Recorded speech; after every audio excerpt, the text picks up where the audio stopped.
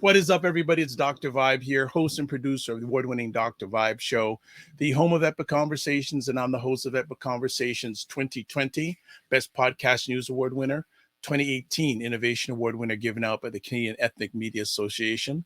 I also co-host and co-produce the only online show in the world for dads and fathers. It's sponsored by Dove Men Plus Care. And as always, I'd like to say you're blessed, highly favored, a magnet for miracles, and a solution for someone's problem. So let's do a little housekeeping here. As always, please, if you haven't yet, subscribe to the Dr. Vibe Show on YouTube and hit the notification button. Also, follow the Dr. Vibe Show on Facebook, LinkedIn, and Instagram. Also, too, if you'd like to advertise your product, service, or your business on this platform or all the platforms I host, please email me at drvibeshow.com. So looking forward to another great conversation. And we always at the Dr. Vibe Show like meeting new friends. And we have two more new friends here today. But before I bring them up to the digital stage, a little background here. The Black Healthcare Professionals Network is a healthcare organization dedicated to advancing the careers of Black Canadian healthcare professionals. Its comprehensive range of services include networking, career development, and advocacy to enhance diversity and inclusion within the healthcare sector.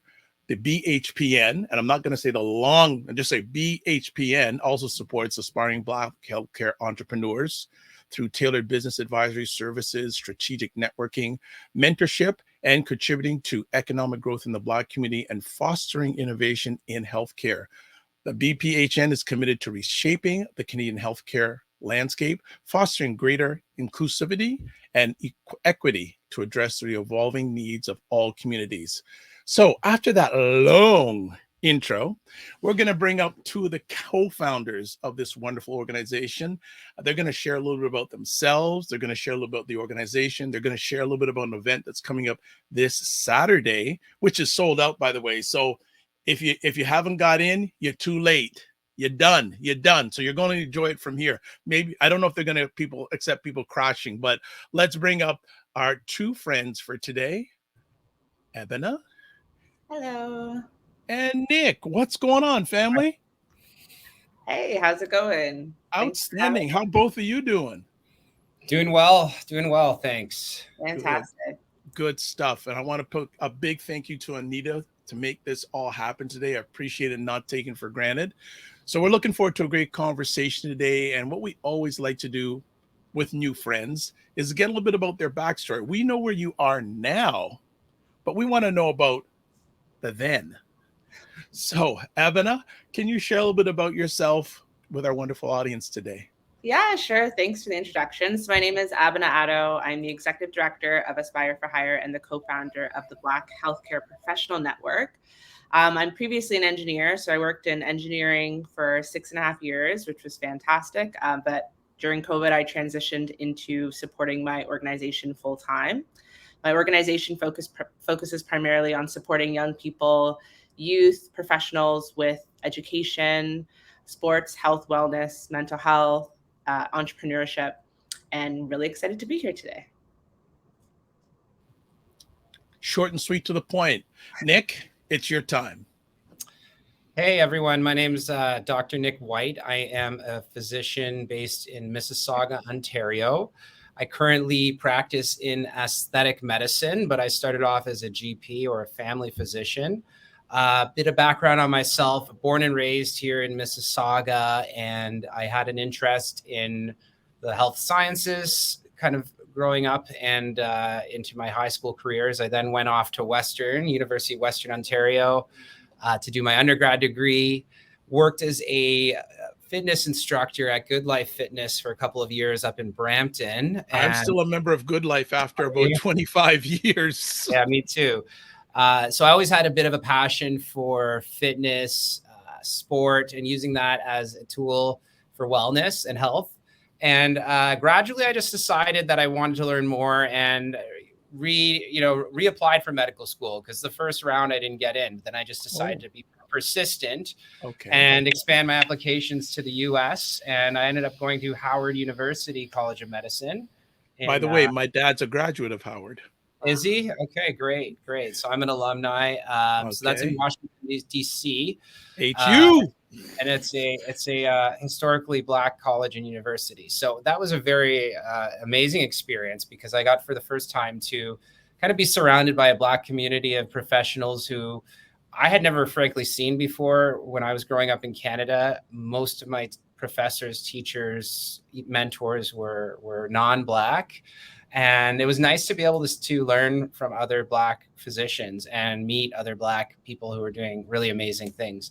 Ultimately, though, I wanted to come back to Canada to practice medicine. And so I did my residency at the University of Toronto in family medicine, finished that up in 2017. Did some work in a small rural community up north, where I did a little bit of everything: family med, emergency med, obstetrics, you name it. And then gradually made my way back to Toronto to continue my practice. Over the course of that, though, I've always had an interest in business. And one of the struggles for me was trying to learn how to turn my practice into a bit of a business, whether it's, learning how to do my tax planning, learning how to do my financing, my investing, learning how to start a side gig so I could make some, residual income or some income on the side. And that was a struggle, because I didn't get any training in medical school for that. It was very just, here's what you focus on, this is what you do. But the life skills of having all of those things that we need to know as business owners and entrepreneurs was really, really important. And so that's the idea behind the BHPN. Was I realized that it's not just me, it's also most of my colleagues going through the same struggle in healthcare, where we spend a lot of time learning about our profession, but we don't learn about business and business skills and how to apply and make sure that we're also financially successful once we finish our education. So Abby and I sat down in probably December 2020, I want to say. Wow. And right during the pandemic. Yeah. And okay.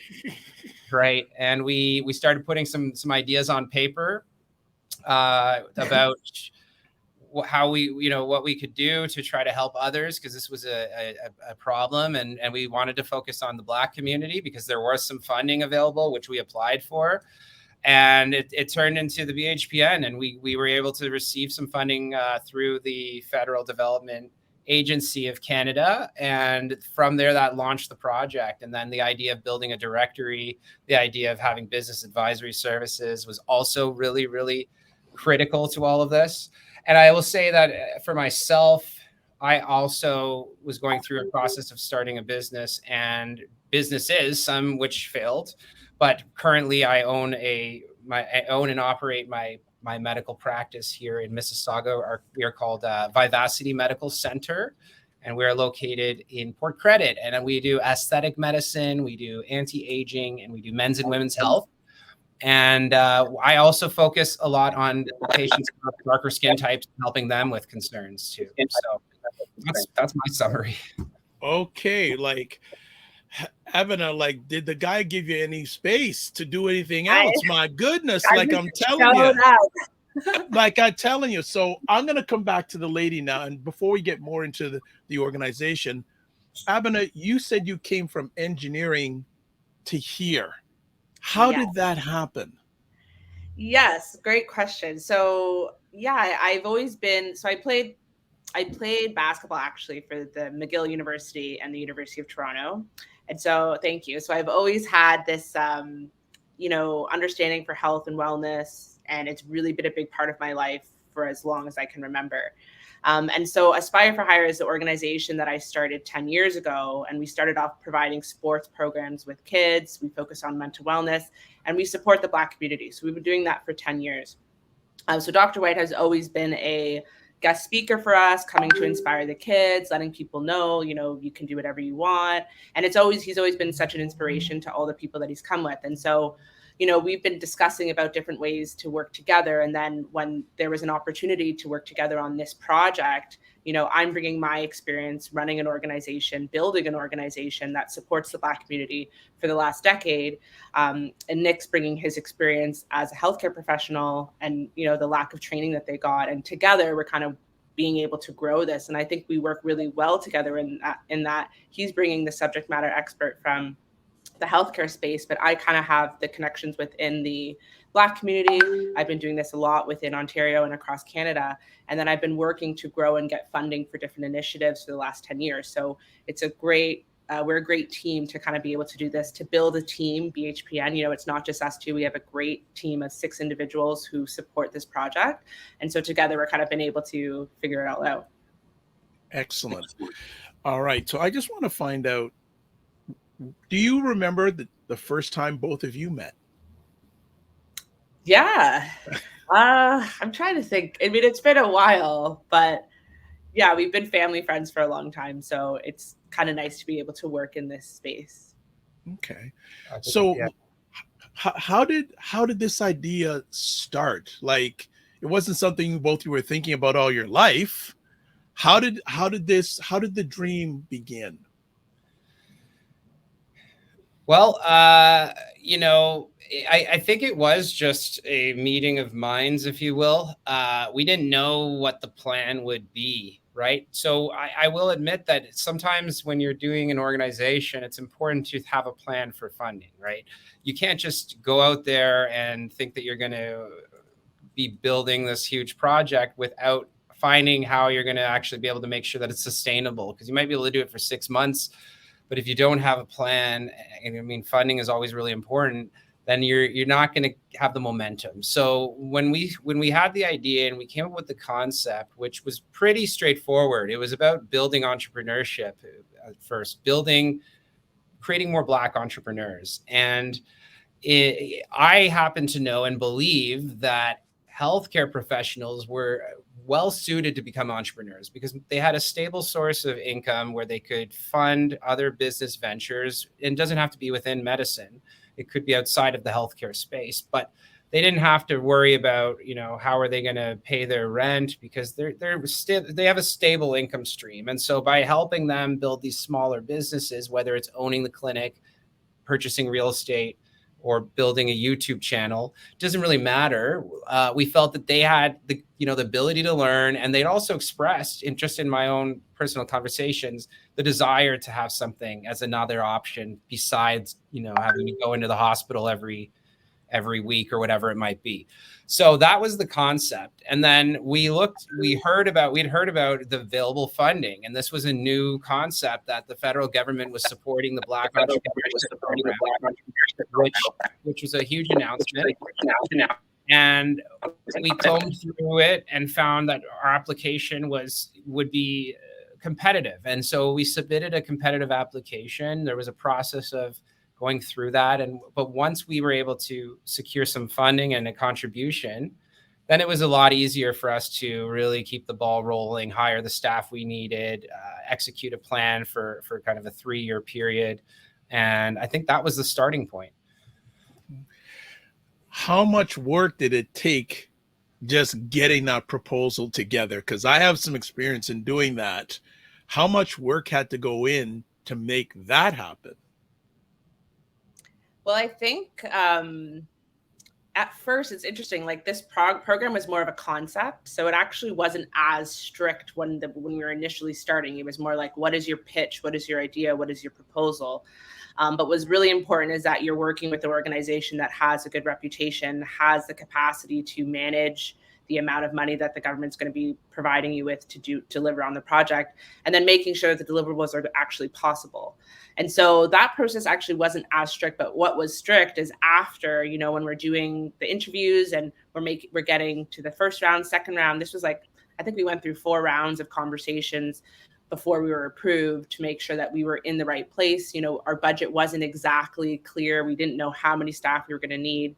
And so that was like a very long back and forth process to figure out exactly how it's going to work. And as Nick mentioned, like, in the Black community, we actually usually support a lot of entrepreneurs. There's a lot of programs going on, but I have never seen anything that's specific to healthcare professionals.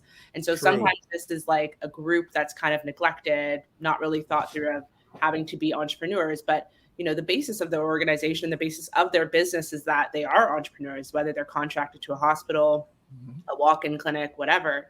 And what we're trying to do is actually increase that network. Nick mentioned he went to Howard, and there's a huge network of Black excellence and Black people surrounding one another. And, in Canada and everywhere, healthcare is holistic, and we want to, circulate the Black dollar within the Black community. And that can start with healthcare too, right? You can have a physician who looks like you, a dermatologist, a nurse, a massage therapist, all of these people. But if you're not able to access them, then there's no way to find them. Okay. Can you go back to the moment when you got the funding approved? Remember that moment? I do. Yes. I remember I got the phone call, and, that was the start of like a lot of more work to do to figure out exactly what our goals are. And I think Nick has not really worked in this type of capacity, I don't think, with government funding and big projects. I've done a lot. So it was kind of another one figuring out all the details. But Nick, what was your thoughts? I think I called you and let you know. Yeah, I was extremely excited. It was a long process. It took what felt like months, 6 to 8 months, just to get from submitting to finishing. And we had put a lot of time into that. And I think there was a lot of back and forth. We thought we were going to get it, then we didn't. And so when we did get it, it was really an exciting time. But it was also a little bit nerve-wracking because it meant, okay, now we've got to start this work. Yep. I'm working as a full-time physician Yep. at that point, and now I've got to start allocating some hours each week into it. And we didn't have anyone on our team. It was just myself and Abby at that point. So wow, we started trying to do recruitment and even just interviewing people for a job. That's like, 8 to 10 hours a week of that. So and then training. So the beginning, I think the first few months were quite a bit of a challenge to figure out how to budget our time accordingly. And we didn't have the support staff in place yet, but gradually we're able to do that. So it was exciting, but it was really like, let's get to work pretty quickly. So the excitement didn't last very long. Okay. Well, and it's what you're sharing is a really important point, especially for people who are looking for money, whether it's grants, whatever in business or loans or venture capital. Yeah. After you get the money, that's when the work begins. Mm-hmm. Like a lot of people think, oh, I got the money. Great. The work starts now. Yeah, it really does. So let me ask, what was the first big win in the early days that you remember getting? I think a big win was when we got the advisory board. We have an advisory board who supports us throughout the project. And that was a big milestone that we reached because, we got a group of 8 diverse professionals from across a number of fields who were committed to supporting this project. And we didn't really know where we were going.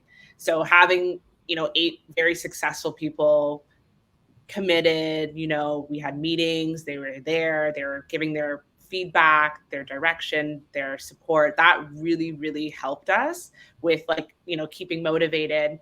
And I remember every single one of those advisory board meetings, we had such fantastic feedback and just things that we never thought of. And it really speaks to the importance of having, a good team and having a good network and people to support you and kind of always being able to reach out and actually get that feedback. Yeah, Go ahead, Nick. I agree. I think that was one of the first things we did. And at the time, I don't even know if we were 100% sure that was the first step we should take, but I reached out to my network and I recruited a couple of people, some Black physicians, and our advisory board is should be listed on our website as well if anyone wants to check it out. But we also have lawyers, we have pharmacy professionals, HR. So we wanted a diverse group of people. And what that really gave us that accountability as well, because we were checking in with them every quarter. And that meant that we had to actually do what we were talking about and collectively to get feedback on our ideas and not just assume that we were on the right track, because we probably weren't at the beginning. But having the advisory board gave us some insight and direction for sure. Yeah. Was it hard or challenging getting people for the advisory board? Because often an organization, when they're first starting up, to getting a board directors or advisory board can be challenging. Was it challenging for either one of you? I found everyone was very excited about the program and the opportunity, because especially when we pitched the directory piece, that was something that everyone felt was needed and really that unified people and got them wanting to sign up. So it wasn't as challenging as you'd think. It was usually just a phone conversation and just walking them through the plan. And most people said yes. Yeah. Wonderful, wonderful. Then you overcame a major hurdle easily, because not every organization has that blessing to say, "Can you help us?" And people say, "Hey, I don't got the time," or "You know what? No, not me." So that's a good major win. I appreciate that. So, how many people do you have on the advisory board? So if you just go to the About on the website, there's 8 or so people, and there's if you scroll down, there's all of the bios for our advisory board members. Okay, I'm gonna see. Go to the About. Yeah, and then click that. Let's give it a message. Okay. If you scroll down, you'll see our core team. So we have full-time people, leadership team, and then below that is our advisory board. Very nice. I actually know 1 or 2 people that is part of your team. Amazing. Fantastic. So for those organizations / entrepreneurs out there, since you've been through the fire, what suggestions would you make in getting what makes a good advisory board? Great. And I do recommend, so this is an important lesson too. Many people, when they start a business or an organization, don't think, hey, let's get an advisory board. That's not usually your first step, but it should be one of the first things you do. So you want to find people who, I think having a diverse group. So you want to maybe choose the categories of people that you're wanting, whether it's, I want someone who has some finance background. I want someone who has marketing background. I want someone who has healthcare background or tech background. It doesn't matter. You find those slots, and then you want to funnel people in who have some experience or expertise in that area and are specialists. Because not everyone is going to be, you don't really want generalists. You want kind of people who specialize in one area, and then collectively the group becomes stronger by having the input of people who are experts in their particular field. And it does not have to be someone who has, say, 30 years experience. You could just go with someone who has 2 to 5 years is fine. The most important thing, I think, is that they can provide some time to participate, and that they have an interest, and that they're not going to miss out on the meetings and that sort of thing. And you could consider incentivizing them. Remember, these people are providing you with consulting advice often. So it may not hurt you to offer them a stipend to attend your quarterly meeting. And you're going to get a lot more, your return on investment might be a lot higher. So if you are a new business or any business, you can get an advisory board together, and that's almost like having consultants from different areas giving you ongoing feedback, support, structure, and accountability, and it keeps you moving forward. Man, for a guy who says he doesn't have a lot of business experience, you're just dropping knowledge bombs. Abena, did you train him well or something? I think so. Anything you want to add from your journey in regards to what makes a good board? Yeah, like Nick mentioned, I think having people with a breadth of experience. So, you need every type of person in your I always say, in your reservoir or in your pocket for consulting, right? So we have someone who specializes in marketing. They work for a big marketing company. We have someone in law. So when we're talking about these things, we need to do a needs assessment survey. Then we have the person in law talking about privacy concerns. Have you thought about this? Have you thought about that? And now we're covering all of our bases. And so I think making sure that you have a diverse group from different backgrounds really helps, because you can grow an organization, but it's just it needs to be having those voices heard. And we found every meeting we have, there's so many ideas that we never thought of. And it just goes to show it's really important to have that feedback continuously. Okay. Well, Shirley J., who is in charge of the Black Canadian Content Creators Network, says, great business knowledge. Thank you. So she's finding great value. And I agree with what you're saying. If you have a board, they're bringing added value to your organization. So you may want to reward them other than just saying, great job. Just a thought. So what we're going to do is we're going to take a quick little break, give them a break, because all the other media they've done has been a short period of time. This is a little bit longer. So I said, maybe give them a little bit of a break. And when we come back from our break, we'll find out more about what does the organization do? We'll also find out, about this event that's coming up this Saturday and any other things they'd like to share about. So we'll be back in about 90 seconds after we show this little promo, and then they'll just take it up a notch. They already got it high. We're going to get up higher. So we're back in a few moments. And that's what I feel like. You feel like you're the Harriet Tubman of the mind. I am. I feel like I'm one of the Harriet Tubmans of intelligent Black people. Like, I want to liberate y'all from like being left behind and ignored and oblivion. No, really, the rappers get all the attention. Seriously, does anybody else feel this way? Like ignorant Black people, they'll be all up, getting all the headlines on the Shade Room. Overly sexualized Black folks. Like the twerkers and the just people that don't always represent the best of us. The diversity. Like people like Dr. Vibe. Like everybody should know about people like Dr. Vibe. Dr. Really Vibe he's trying to do good work for Black people. Dr. Vibe from Toronto. Good to see you, my brother. Dr. Vibe. Everybody follow Dr. Vibe. He has a great show. He's very good at what he does, and I have a lot of respect for him. Okay, so let me hop into this. What's up, Dr. Vibe? How you doing? Everybody, if you see Dr. Vibe in the chat, everybody go follow the Dr. Vibe show. Dr. Vibe is a real smart brother and a good human being. I like the guy a lot, and he's very intelligent. And I think everyone should pay attention to what he's got going on. We got to shine the spotlight on the intelligent Black people out here that are really doing the good work. Don't just pay attention to the rappers and the celebrities. A lot of these people are losers. Your true winners are your people in your community that are really having your back. Helping us to have stronger families and a stronger community. So Dr. Vibe is in that category. So you might see the Dr. Vibe show in this chat. If you see him, please go follow him. Okay. All right. So anyway. All right. We are back and we're going to bring Nick and Abena back. Okay. Hold on. Let me just do this properly. So let's go here and let's go to here. Excuse me for my technical difficulty. Just give it a second here. Add to stage. He's back. There we go. We got him back. All right. So a little bit of a break. And we're talking to these two outstanding individuals who have a great organization. And I'm looking forward to supporting it too, because your health is your wealth, family. And we're sharing with Abena and Nick from the Black Healthcare Professionals Network. So what does this organization do? So we support Black healthcare professionals across Ontario and across Canada with starting their own business, entrepreneurship, business advisory services, mentorship, and then access to our exclusive networking events. Okay. In a nutshell. Okay.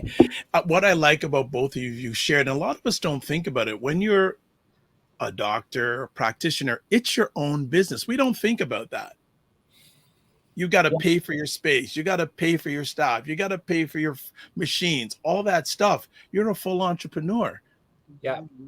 And in fact, in Ontario and in Canada, most physicians have what's called a medical corporation. So you have the option of incorporating your practice, which is an important thing to do and consider. And what that means is now you have to you've got to create a corporate structure. You've got to determine your salary, what your expenses are, learn how to keep track of all of your receipts, bookkeeping, file your taxes in advance, pay yourself dividends. It actually is fully a business for sure, especially for physicians. But, then if you're a dentist, you also have probably that plus your office space. And many physicians, like even myself now, I have my own medical clinic. So absolutely, you're kind of thrown into the fire and expected to survive somehow. But you don't have the basic background. So one of the things we do with every new member is, and it's free to join the network if you're a Black healthcare professional of any kind, right? So dentist, physiotherapist, chiropractor, you name it, you can join. We provide every new member with what we call our business, our business 101 document. And that is kind of our bread and butter to get you going. It's a large document, about 150 pages long, but it walks you through different categories of business. This is finance. This is what you need to be thinking about.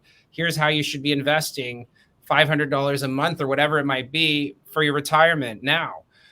We talk about legal, why you should retain a lawyer, what you should be, doing in terms of your corporate structure, or even things like creating a will, creating family trust because you want to make sure that you can hand over the money to your kids. We talk about real estate investing. We talk about accounting. We talk about bookkeeping, etc. So a lot of our members just want those basic pieces of information because they don't even get that. And then we get members who have actual specific goals around creating a business and have a business idea. They may have a business plan. Sometimes we help them create one so they have an actual business plan. Some of them need to work on fundraising. So we show them how they can apply for a loan through the bank. Which banks are there's banks now in Canada that have loans specific to Black entrepreneurs. So we try to guide them towards programs where they can actually get help. Mentorship is important. So pairing them with a mentor, someone who can give them some basic advice. And ultimately, one of the things I am really interested in is when it gets really exciting is when we get together a group of many of healthcare professionals, doctors, high net worth individuals, and we start to go and buy properties, buildings. We start to create, venture capital funds, invest in healthcare technologies, create new platforms for the healthcare system. So the sky's the limit, but I do see that when you bring these groups together, now all of a sudden you're dealing with a big pool of money, and you could deploy that capital however you see fit. So that's the way we want this organization to go. We want people to network, pair, form partnerships, collaborate, etc., create an ecosystem. Okay. This over 100-page document, who had the responsibility of coordinating that all together, and who has contributed to the content of that document? Because I find that fascinating. Yeah, so we retained a consultant to support us. I forget the name. I think it's Forex Consultancy. So they supported us with kind of putting the steps together. It's a lot of pages, but it's very well separated into steps. And so a lot of times some members are only interested in one for now, like they just want to focus on marketing. And it's really good background knowledge just so that people actually have a good foundation for what they're about to get into, right? You can't just start a business overnight. You need to consider all of these steps. It's a 12-step process. And when you consider those steps, it really helps them work through and to really work through their idea and understand what exactly they're trying to do. Okay. I find it very interesting that most people who go this journey are not given any exposure to this when they're in school. Yeah, well, that's an interesting point, Dr. Vibe. If you think about it too, in the Black community, a lot of healthcare professionals, they're the first person in their family who went to university or had a higher education. So it's not like, in some other communities, maybe their dad's a doctor, their uncle's a lawyer, and they were guided into medicine and all of that stuff. And so they're already been set up with, look, you got your family trust, you got your real estate. They've already been set up with a lot of this stuff from the previous generation. And so our community, many people are coming in from the ground floor and don't have the luxury of having a mentor or a family member or their next door neighbor who might be able to give them those pieces of advice. So that's why we need to kind of catch up and bring people back up to speed to get them to the point where they have that knowledge, they're in line with their peers. And now we can hopefully see that trickle down through successive generations, right? Because we start to build wealth in the community, and then that knowledge gets passed down to the next generation. Abena, anything you want to add on to that? No, 100%. I echo everything Nick's saying. Like sometimes we're the first, and most times we're the first, and we need to kind of put people in spaces to be able to actually create a network. A lot of times when we were starting, we met with a lot of different healthcare professional groups, and they're all siloed, right? So sometimes the physicians will have one network and the nurses will have another and the physical therapists will have one. And that's great, but healthcare is holistic, right? And we need to come together to make sure that we're creating opportunities for ourselves to improve healthcare for the community and also improve the economic prosperity for the Black community in Canada. And this is a great avenue and way to do that. Okay. From both of your lenses, where do you see, it's a two-part question, some of the biggest challenges for Black healthcare professionals? And then on the other hand, what are some of the biggest challenges for Black Canadians when it comes to healthcare? Because I'll be honest, I know many a person who looks like me who doesn't have a doctor. And that freaks me out big time. Like I'm probably the extreme because I go to my doctor every 3 months. Like when I'm leaving his office, I already have an appointment for the next 3 months. So from both of your lenses and maybe from some of your membership, what are the biggest challenges, slots, opportunities for healthcare professionals and also for Black Canadians when it comes to healthcare? Yeah, well, I think for healthcare professionals, Black healthcare professionals are not immune to the challenges for all Black Canadians, like things like systemic anti-Black racism and racism within healthcare. And I know that especially through the education process, it can be a challenge if you're probably the only Black person in your class. And so fitting in and being seen, as just a normal person and not having to be seen as a Black person is a challenge for sure that people experience. I mean, I've experienced situations where I felt that I was being discriminated against by even my supervisor in medical school. And that was not someone. This was actually the story.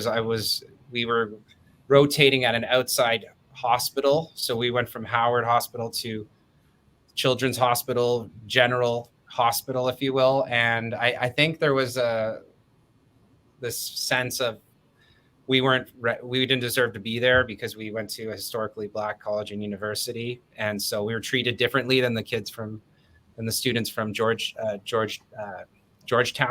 Yeah. So that I remember that, and that really made me feel uncomfortable. These types of situations can come up, and even you might have patients who treat you differently, right? It's not common to see a Black doctor in general, and so many patients act differently towards us. Otherwise, the challenges are also just in terms of being successful, knowing how to navigate through the financial system with banks, with other entities that you have to encounter, whether it's insurance, banks, legal entities, your colleagues. Dealing with, the college could be a challenge sometimes, or your, authoritating, or the bodies, various governing bodies that we interact with. But, for the most part, people learn how to navigate that and get through it. So the business is where we decided to focus, because I think when you have, let's be honest, when you have financial success and stability, it's easier to be successful. It's easier. People treat you differently. I can tell you the bank treats you differently when you have money in your account versus when you don't. So money does talk. And by helping providers make money and keep it and invest and grow their portfolio or their wealth, I think that's when we're going to start to see more power in the coming back. So that's my thoughts on the healthcare professional side. Abby, maybe you could share about, for Black Canadians, the struggle.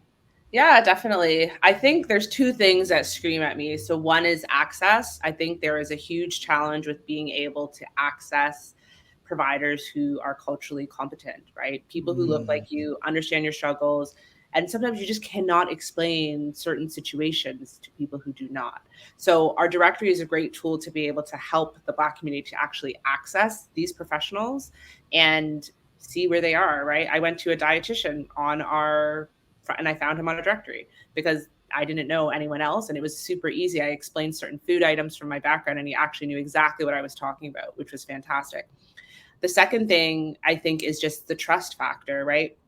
I think historically there has been challenges with Black people across the world having, challenges within healthcare. And so when you don't have a provider who looks like you, there are challenges and there's a trust issue. And I think if we can actually provide more culturally competent care, you're actually increasing and improving the health for Black Canadians, because people are more likely to take that advice, right? They're more likely to listen, they understand, they trust the person that's giving them the care. And I think that helps us as a community and as a country, right? Canadians are improving their healthcare, and this is one tool that's allowing them to do that. Wonderful. I love Abby, if I can call you that. You're wonderful because you segued nicely into what I was going to chat about next. The directory, which was launched September 7th, just recently, less than a week ago. Tell us how the idea of this directory came about and the work that it took before it became live. Definitely. So this directory, you know, we're really proud of it. It's been like an amazing tool. It's been a long time. It's been a lot of different conversations, but we're here. It's been launched, as you mentioned. So this tool is just really good for us to be able to amplify all of the members that we have, right? So part of our mandate and our goals is to help improve healthcare professionals with people accessing their business, right? We want you to have a business plan. We want you to start a business, but we also want people to find you and use your business. And so this directory supports Black healthcare professionals because we amplify their business. We let people know that they're available, they're accessible to all Canadians, and we're increasing their visibility online. And then secondfold, you know, we have that aspect where all Canadians are able to access these healthcare professionals that they're looking for. This wasn't an easy thing. We went through a bunch of different groups that we were trying to figure out the tech and the IP and figure out exactly the best way to develop it. You know, should we do an app? Should we do a web-based tool? I think, Nick, we went back and forth with this for like 6 months, trying to figure out what would be the best way to do it. Like, would you download an app? Would it be a web-based tool? And we did finalize on the web-based tool, which I think was the right direction. But then it was finding the right developer, right? Finding people who understand exactly what we want, making sure that it's easy to use, right? We are not trying to make a tool that's just sits and collects dust, right? We want people to use it. We want healthcare professionals to be able to list their business quick and efficient. You can list your business in 5 minutes. And that's exactly what we need. Healthcare professionals do not have a lot of extra time. And so we're making it as quick and efficient to list your business and be found. Great. Nick, your thoughts of this great directory? It sounds like it was a long train. Yeah. So the biggest thing I think was it was really actually impossible to find a black provider based on just searching through Google. Like if you try to search Black dermatologist in Toronto, it's unlikely you're going to find anything. And that's important for people because, as we know, there's different conditions for different groups. So Black people suffer from certain conditions that may not be seen in non-Black populations. And that could be a skin concern. That could be a genetic concern. That could be a mental health concern because, you know, they're dealing with unique problems. And so by having a provider who understands that, comes from your background, has maybe experienced something similar like that to that previously, that's going to improve your experience in the healthcare system. It might improve the outcomes and it might improve your trust in the overall healthcare system. So we felt that was the goal of this, is allow people to find Black providers based on criteria like location, gender, language, specialization, area of focus, and be able to read a little bit about them before trying to book an appointment. So it's a really exciting tool. And this has been the piece that has gotten the most attention, which is great because it improves access to the healthcare system. And that's something that's really, really needed in Canada and probably everywhere, actually. But sure, we think that this could be a model for other communities too. I mean, why not? Why not be able to know if you wanted, for instance, a Chinese doctor who speaks Chinese, you should be able to figure that out. If you wanted an Indian doctor, fine. Canadians should be able to navigate the system and find people within their background as well. And for Black Canadians, that's not an easy thing to do because we come from different countries, places of origin. We have different names, we have different backgrounds. There's no unified language, if you will, for Black people.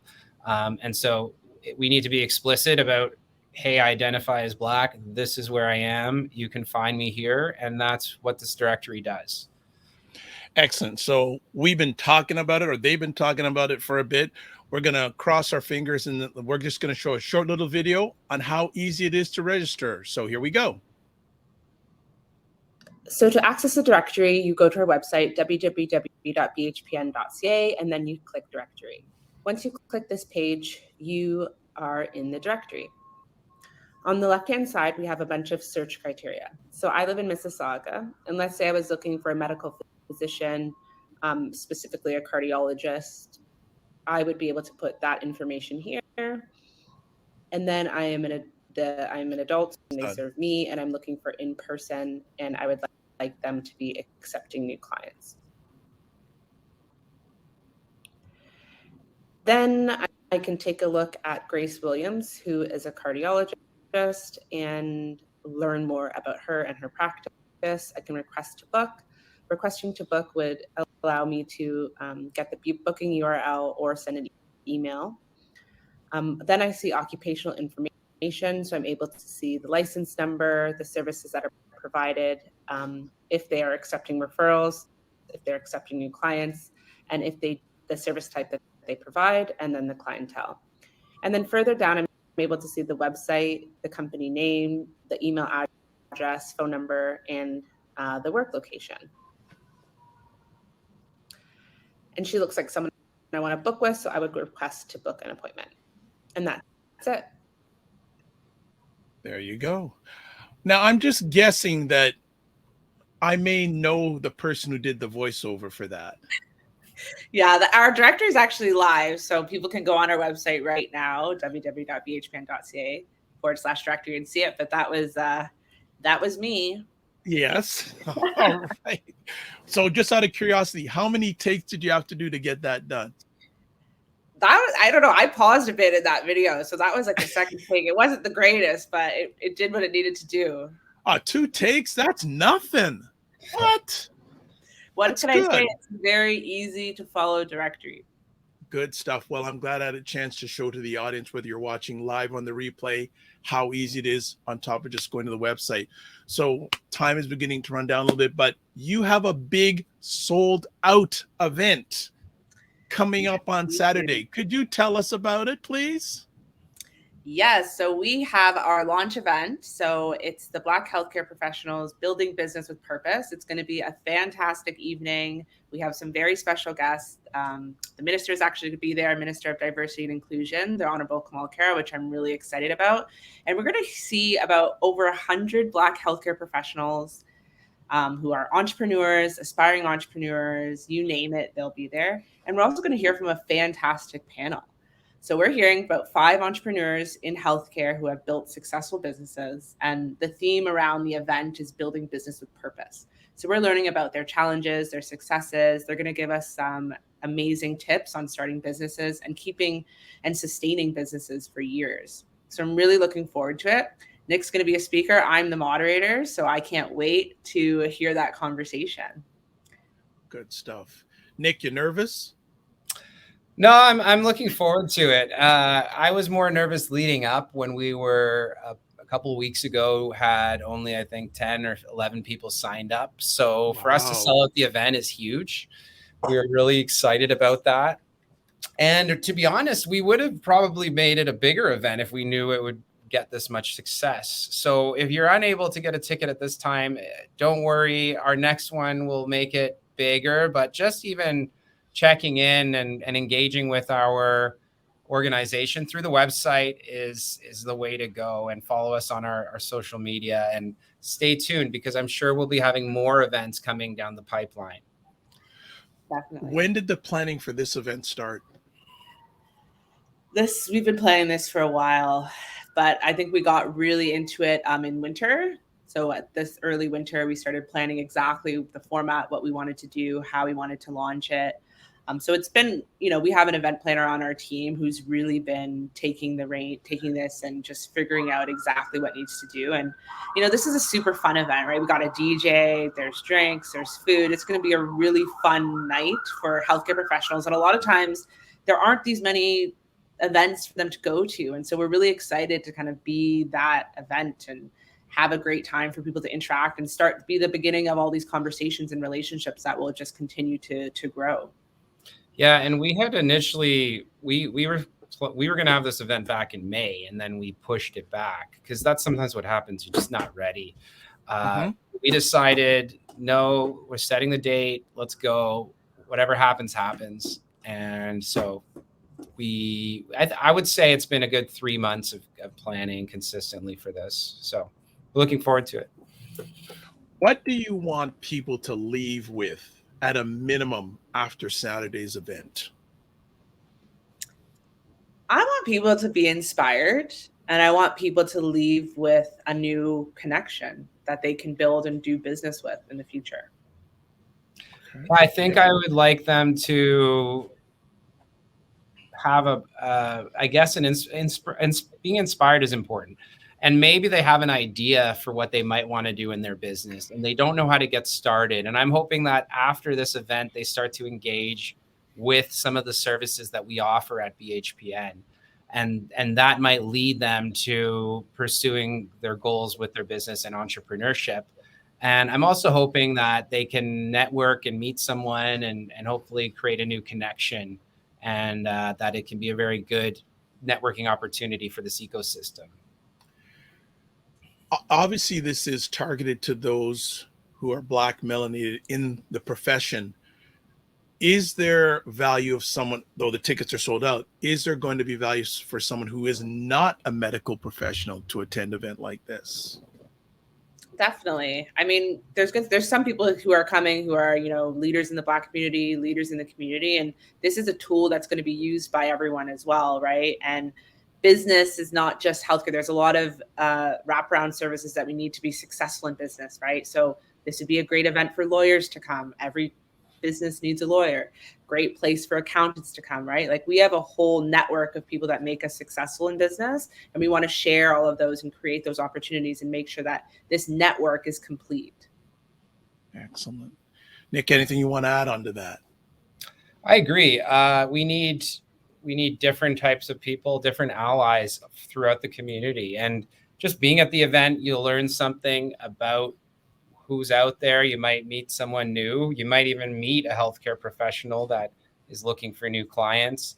And I think just being in spaces with a Black excellence is an inspirational thing and nice thing to see no matter what you do. So, of course, I think anyone who would like to attend should. Well, they lost their opportunity, but we're talking about the next one, right? Yeah. Okay. And I would also encourage watching our space, because we are going to be hosting events in different communities, like outside of the GTA. So we have some scheduled for Ottawa, Windsor, London, Sarnia, and so we are going to be building networks in these areas and building on all of those networks and having events in these communities as well.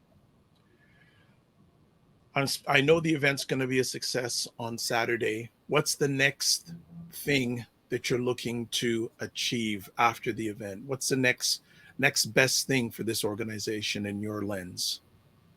So right now we're primarily Ontario. We have a lot of people in our directory that are based in Ontario, but we want to expand Canada-wide. There's no reason why this is only for people in Ontario. It could be accessible by people across the whole country. And so we have a big push to kind of expand our network in that way and really support all the members that we have in starting their own business.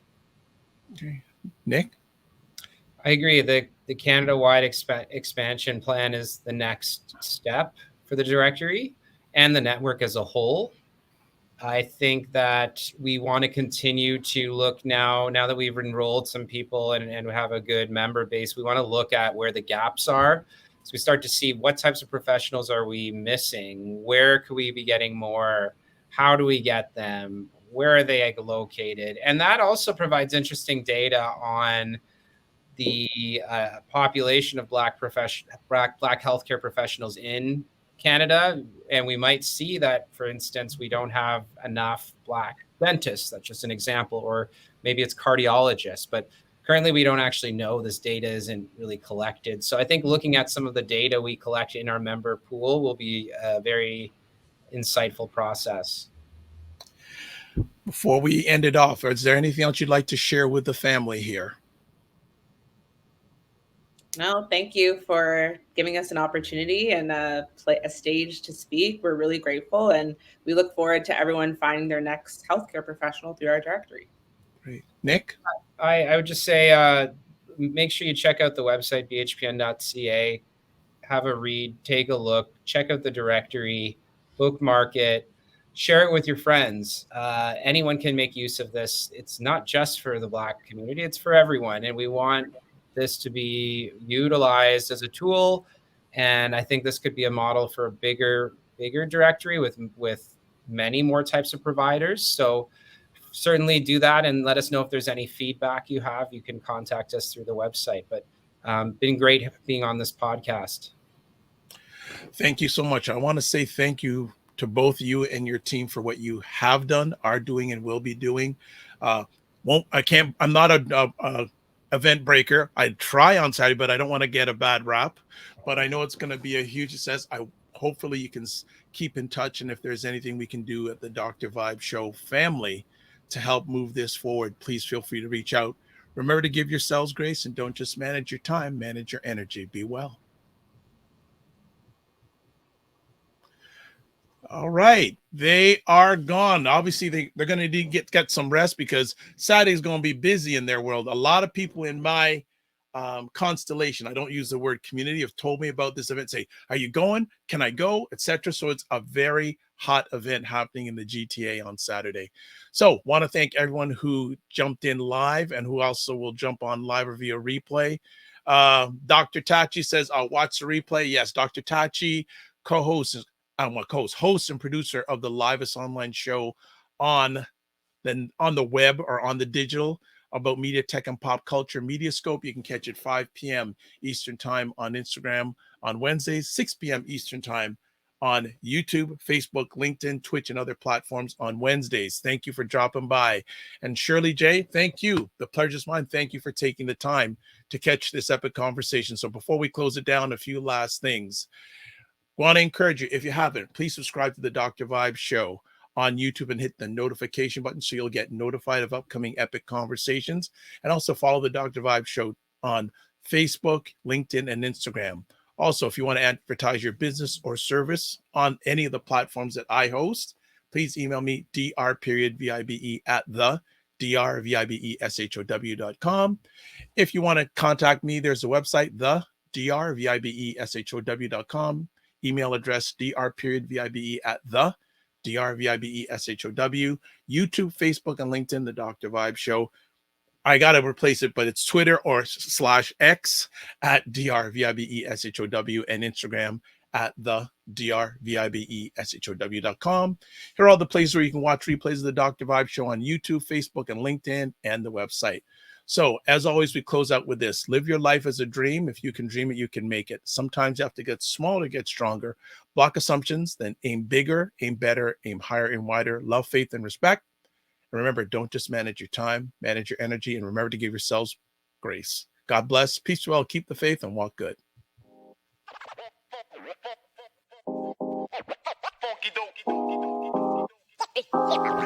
Yeah.